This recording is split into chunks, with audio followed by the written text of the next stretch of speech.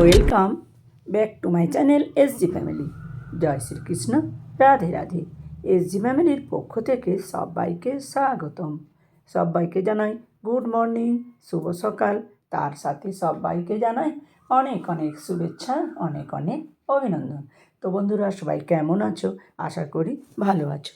রোজকার মতো চলে এলাম তোমাদের জন্য আবারও একটি গল্প নিয়ে। বাবা, ছেলে আর ঘর দখল, এই নিয়ে গল্প। তো শোনো। অসিত অফিস থেকে ফিরে দেখলো পুবের ঘর দখল হয়ে গেছে। বৌমা সমস্ত জিনিসপত্র টেনে টেনে ঘরে আনছে। ছেলে বরুণ সাহায্য করছে। ছোট বড় কতগুলো পুতুল ছুঁড়ে ফেলা হয়েছে মেঝেতে। বিছানার চাদর চেঞ্জ হয়েছে। কম্পিউটার টেবিলটা এক কোণা থেকে অন্য কোণায় স্থানান্তরিত হয়েছে। ব্যাংকে থেকে অনেক রাত করে ফিরেছে অসিত। কিছুতেই হিসেব মিলছিল না। প্রায় 15,000 টাকা না মিললে পকেট থেকে যেত। ফলে মরিয়া হয়ে তাকে চেষ্টা করতে হয়। ব্যাংক ম্যানেজার ক্ষিতিশ সান্যাল লোকটি অত্যন্ত ভালো। সারাক্ষণ পাশে থেকে থেকে ধরে ধরে হিসেব করে শেষ পর্যন্ত মিলিয়ে দিয়েছেন, নইলে কেলেঙ্কারি হয়ে যেত। সে কারণে অসিতের মেজাজ ভালো ছিল না। বাড়ি ফিরে ছেলে বৌমার কাণ্ড দেখে সে বিস্মিত। মাত্র 3 দিন হয়েছে, এর মধ্যেই ঘর দখল। অসিত বেশি রাগলে একেবারে চুপ করে যায়। এক গ্লাস ঠান্ডা জল খাই, তারপর অনেকক্ষণ ভাবি। ন্যায় অন্যায় দেখে আজও অসিত একেবারে চুপ করে গেল। স্ত্রী আতাকে ডেকে এক গ্লাস ঠান্ডা জল আনতে বলল। জল পেয়ে ঢকঢক করে খেয়ে গ্লাস ফিরিয়ে দিয়ে চুপচাপ চেয়ারে হেলান দিয়ে বসে রইল। অনেকক্ষণ ভাবল। শেষে কোনো এক অজানা কারণে তার চোখ দুটো ভিজে এলো।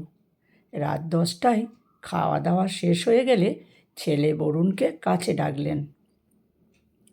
অনেকগুলো দলিল দেখিয়ে বললেন, দেখ, মাঠের ম্যাক্সিমাম জমি তোর নামে রেজিস্ট্রি করে দিয়েছি। তুই সেগুলোর মালিক, কিন্তু এই বাড়িটা এখনও আমার নামে। ফলে বাড়ির মালিক আমি। আমার ইচ্ছে এই বাড়ি ছেড়ে বৌমা নিয়ে তুই অন্য কোথাও থাকিস। বরুণ কিছুক্ষণ চুপ করে রইল। এই কিছুদিন হলো চাকরি পেয়েছে, বিয়ে করেছে। সে একটু গোয়ার টাইপের, কথাবার্তা বেশ চাঁচা ছোলা। চাকরি পাওয়ার পর তার মাত্রা আরও বেড়েছে। সে হঠাৎ উত্তেজিত হয়ে বাবার এই অসংলগ্ন কথায় চিৎকার করে বলল, বাড়ি ছেড়ে দেবো মানে? ইয়ার কি নাকি? তোমার মাথা ঠিক আছে? অসিত মাথা আরও ঠান্ডা করলেন। স্ত্রী আতাকে বললেন, গাধাটাকে আমার সামনে থেকে সরে যেতে বলো। 30 বছর বয়স হয়ে গেছে, এখনও আইন কানুন কিচ্ছু বোঝে না। বরুণের স্ত্রী রাত্রি এ সময় এগিয়ে এলো।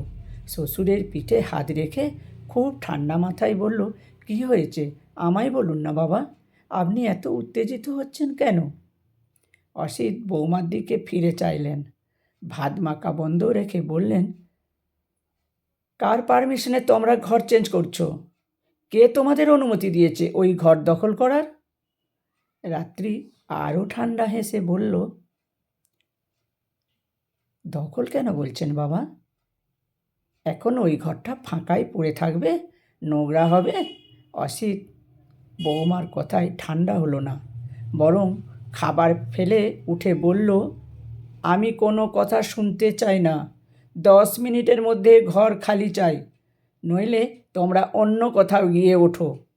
বলেই অসিত হনন করে গিয়ে বেসিনে হাত ধুতে লাগলো। আতা দেবী এতক্ষণ স্বামীর কাণ্ড কারখানা তীক্ষ্ণ দৃষ্টিতে নিরীক্ষণ করছিলেন। চেয়ার থেকে লাফ দিয়ে উঠে স্বামীর সামনে গিয়ে দাঁড়িয়ে বিভিন্ন অঙ্গভঙ্গি করে বলল, ওই ঘর এখন কি কাজে লাগবে? ছেলে থাকলে অসুবিধা কি? ঘর তো ওরা উড়িয়ে নিয়ে যাচ্ছে না?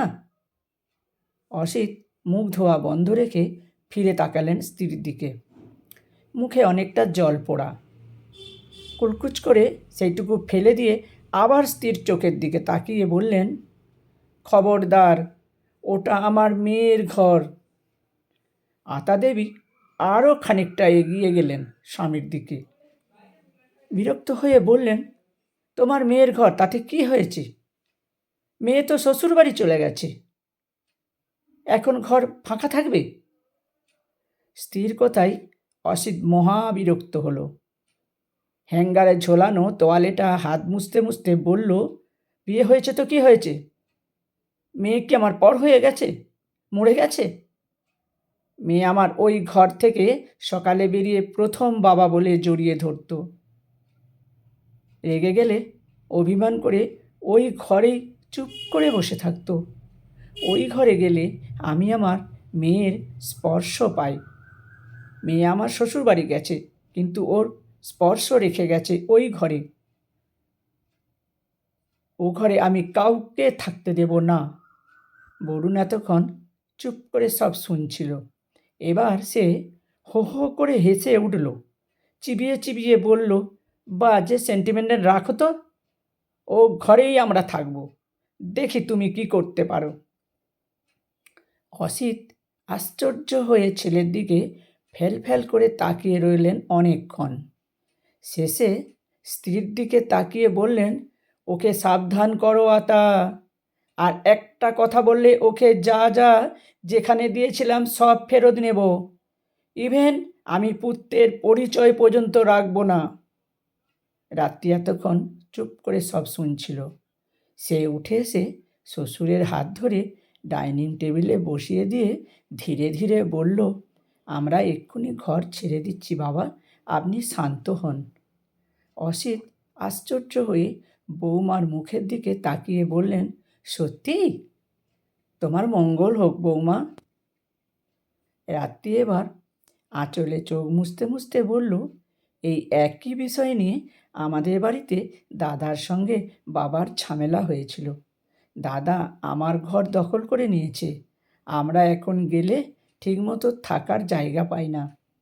মা বাবা এই নিয়ে খুব দুঃখ করেন। আপনি ঠিক সিদ্ধান্ত নিয়েছেন বাবা, ওটা তৃপ্তির ঘর, যেমন ছিল তেমনই থাকবে। যেদিন ও আসবে সেদিন ওই ঘরেই থাকবে। ওটা ওর ঠিকানা, ওর ভালোবাসার জায়গা, যেটা আমি হারিয়ে ফেলেছি বাবা।